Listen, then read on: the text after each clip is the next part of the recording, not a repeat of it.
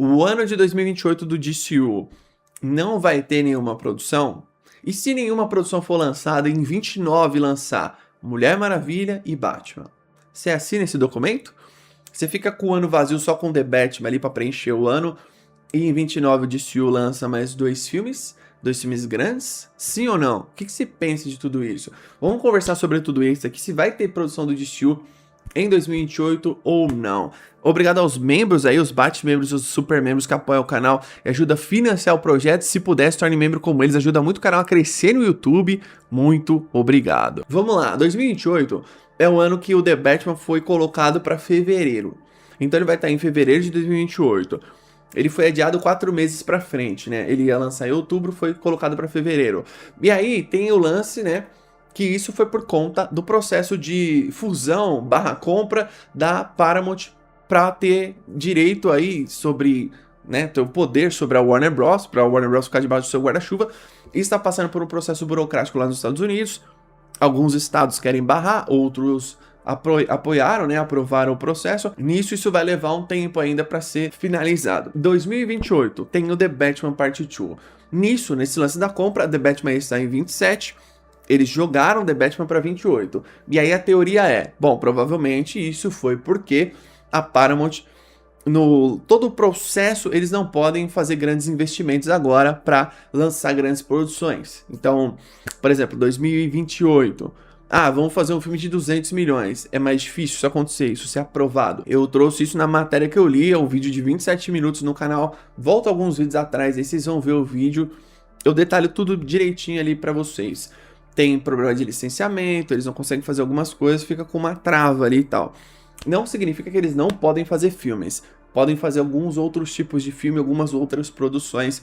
Tem algumas coisas que já estão sendo feitas, tipo The Batman, que vai lançar em 28. O Man of Tomorrow tá sendo gravado também, isso tudo aí já passou, tá ligado? Isso tudo aí já vai rolar mesmo. E aí tem o ponto que 2028 você só tem o The Batman Parte 2. E aí tem a pergunta aqui do vídeo. Vocês apoiariam 2027, esse ano vai ter Lanterna Z, Cara de Barro, em 2027 teria Man of Tomorrow, a série do Jimmy Olsen e Creature Command segunda temporada, talvez o Senhor Milagre também como uma animação série animada. E aí 28 não teria nada do DCU, só o The Batman, do DC Studios. Colocaria ali talvez o Dynamic Duo. Tem que lembrar sempre dessa animação, que é uma animação, é o Sword dos Robins. Eu acho um erro fazer ela agora, ninguém pediu essa porra, né? Eu sempre falo isso aqui. O Batman, eles abusam tanto do universo do Batman que às vezes eles vão até além, né, do que você pode explorar. Talvez essa animação aconteça nesse ano ou talvez ela vai mais pra frente. Mas vocês apoiam ficar um ano sem produção e em 29 você faz a Mulher Maravilha e o Batman? Mas será que seria a Mulher Maravilha e o Batman mesmo? Por exemplo, o James Gunn fala que já sabe qual que é a próxima produção que vai receber Luz Verde, o próximo filme. Esse filme pode ser o Exterminador e o Bane. Esse filme, na narrativa, deve fazer muito sentido. Na narrativa.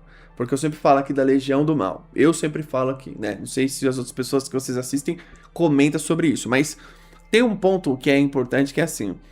A Mulher Maravilha e o Batman, eles vão acontecer e eles precisam entregar bons roteiros para bons diretores. Não é só um bom roteiro. Porque você pode aprovar igual foi aprovado o roteiro de Supergirl. O problema de Supergirl não é o roteiro. É a direção e a montagem. Eu falei sobre isso no meu vídeo tal, de análise, quando eu falei dos pontos negativos do filme. O grande ponto é, se você entrega um roteiro bom da Mulher Maravilha para um diretor mais ou menos, talvez ele não faça um grande filme, entende? Se você faz isso pro The Brave and the Bold, também entrega um bom roteiro pro Andy Muschietti, talvez ele também não faça um grande filme. Então, é importante que eles foquem na qualidade desses dois personagens, que eles vão vir depois de Lanternas e Superman, que já vão ser 2 heróis de liga, o Lanternas aqui e o Superman, depois você vai vir com a Mulher Maravilha e o Batman. Eu acho que vai ter um filme no DCU esse ano, e eu também acredito que a outra produção do DCU é o Senhor Milagre, porque o Tom King falou que o ano que vem ele prometeu levar o painel dessa animação do Senhor Milagre para San Diego Comic Con. Se ele falou isso, porque quando ele foi, eles soltaram essa foto, né? Que é uma capa de uma HQ, uma versão exclusiva da San Diego Comic Con, ele tava lá autografando e tal, porque é baseado no quadrinho dele, e essa daí é a imagem oficial da série, o traço oficial da animação. é bem parecida ali com o Mitch Garrett, certo? Nisso, a gente não viu isso animado ainda, em movimento, mas tá bem legal. Cada animação de estilo vai ter o seu próprio traço. Quando tiver o Besouro Azul, vai ter o seu próprio traço. Série animada, certo? E aí, qual que é o lance? Se ele falou que ele prometeu que leva o Sr. Milagre pra San Diego Comic Con do ano que vem, a San Diego Comic Con do ano que vem, ela é no meio do ano. Então, se ele vai levar pra San Diego Comic Con, eles não têm a previsão de lançar essa série animada pro primeiro semestre do ano que vem, certo? O Comic Con, se eu não me engano, foi em julho. Beleza, então eles talvez lançariam no segundo semestre, algo do tipo. Ou eles levam pra San Diego Comic Con pra lançar só em 2028. O que também pode acontecer. Mas, assim, a gente não tem nenhuma uma luz pra falar assim, ó, isso vai acontecer esse ano e isso vai acontecer esse ano. Isso não é culpa do DC Studios, isso é culpa da Paramount, né? Isso é culpa da compra aí dessas empresas. São duas empresas poderosíssimas. Isso tudo mesmo, se der errado, a Warner sai com um dinheiro aí nos seus cofres. Nisso, eu imagino que o The Batman tá ali pra garantir o ano do DC Studios. Pra falar assim, ó, beleza, nesse ano vai ter esse filme grande. E o The Batman, vocês não tenham dúvida, tá? Que ele vai ser o filme que mais vai fazer barulho em 2028. Vocês não tenham dúvida. Pode lançar o filme que quiser.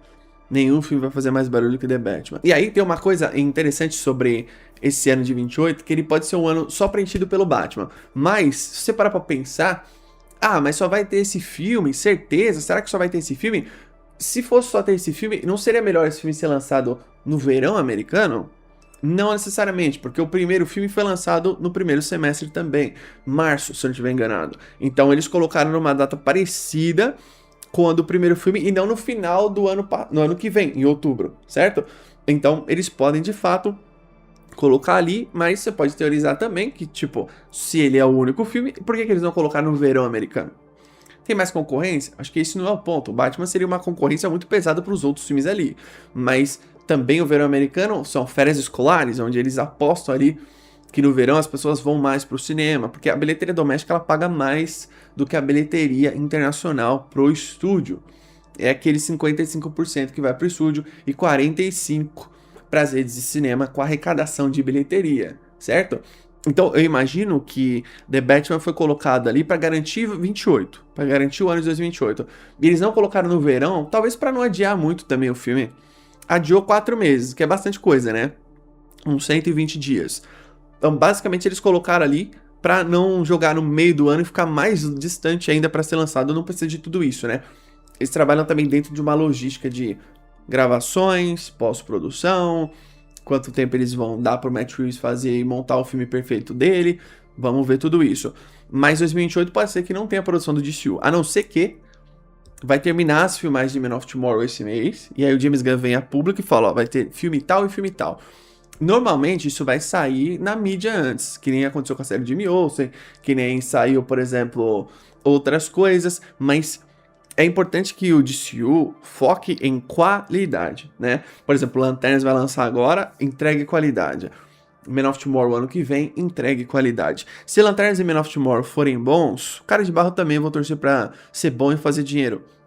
O DCU tá bem tranquilo, porque aí depois vai ver a Diana, né? Vai vir a Diana e o Batman, e aí eles vão vir com bem mais hype, bem mais confortáveis, no momento muito melhor.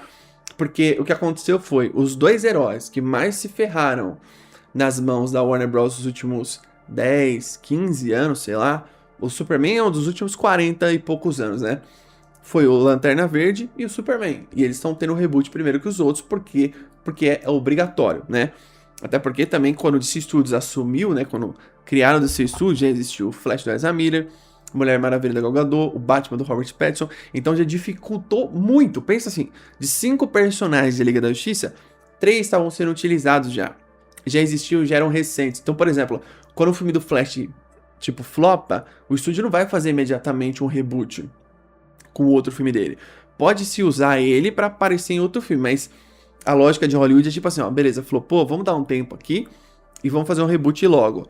Não foi o que aconteceu com a Supergirl, mas a Supergirl não teve produção, né? Quando ela aparece lá em The Flash, ela não teve nenhuma produção solo. Aí eles fizeram o filme, mas o ponto é você ter um tempo ali pra fazer um reboot e ser dentro de uma coerência do que eles pensam em Hollywood, né? Então, eu imagino que em 2028 pode ser que eles coloquem o filme ali junto com a série animada do Sr. Miyagi. O fã da DC ele é traumatizado, só que ele também ele é sem noção, porque ao mesmo tempo que ele tem razão de ser traumatizado por o que a gente viveu, né? Vocês lembram da ideia do Bruce Kent? Vocês lembram dessa ideia? Acho que vocês não lembram, né? Zack Snyder, né? Então, a galera traumatizada, eu tenho razão de ser traumatizada. Só que também, ao mesmo tempo, ela pensa que amanhã vai lançar a Trindade e vai fazer 2 bilhões. Essa é a cabeça do fã da DC. Porque ele fica vendo o personagem do MCU fazendo dinheiro, que é uma franquia de quase 20 anos, né? E aí ele acha que aquilo ali é um negócio que a DC nunca vai alcançar. Sendo que a DC tá no seu segundo ano. Segundo ano de universo. O universo começou ano passado com o Superman, que fez sucesso, por incrível que pareça, né? Ou não, seria coincidência. Agora, você vai ter Lanternas agora, lançando, essa semana, e depois vai ser o Man of Tomorrow. E aí a gente vai ver o que eles vão fazer pro ano de 2028. Aguardem mais informações. Valeu por ver o vídeo até aqui, muito obrigado, tamo junto.